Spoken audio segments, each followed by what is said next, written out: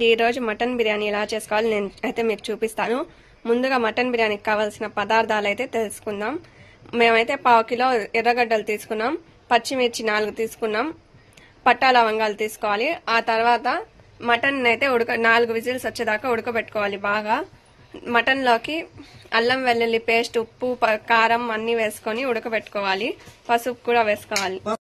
గిన్నె పెట్టుకొని గిన్నెలో నూనె వేసుకొని నూనె బాగా కాగేదాకా అయితే పెట్టుకోవాలండి. కాగిన తర్వాత అందులోకి ఎర్రగడ్డ, పచ్చిమిర్చి, లవంగాలు వేసుకోవాలండి. ఎర్రగడ్డలు బాగా గోల్డెన్ బ్రౌన్ కలర్ లో వచ్చిన తర్వాత అల్లం వెల్లుల్లి పేస్ట్ వేసుకోవాలి.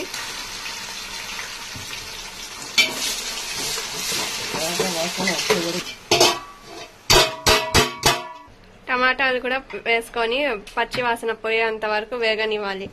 ఇక్కడ చూస్తున్నట్లయితే ఎర్రగడ్డలు బాగా వేగిపోయి గోల్డెన్ బ్రౌన్ కలర్ లో వచ్చేసాయి. మటన్ అయితే 4 విజిల్స్ కే బాగా ఉడికిపోయింది.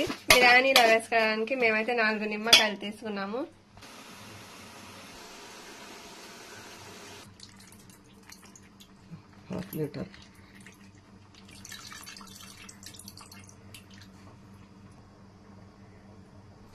వేగిన టమాటా ఎర్రగడ్డల్లోకి ఉడికించుకొని పక్కన పెట్టుకున్న మటన్ ని వేసుకుని పెరుగు వేసుకొని నిమ్మరసం వేసుకోవాలి.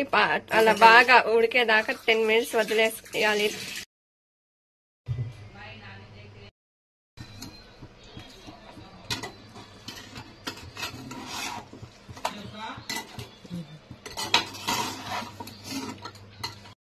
అందుకోసం పుదీనా వేసుకోవాలి. 1.5 కిలో మటన్ కి ఇప్పుడు ఎసురు పోసుకోవాలి. ఎసరు బాగా మరిగేదాకా మూత పెట్టేసి వదిలేయాలి.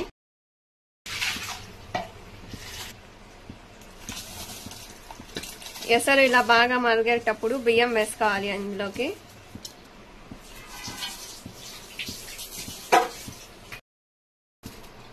సన్నగా తరుక్కొని కొత్తిమీర వేసుకోవాలి. బిర్యానీలో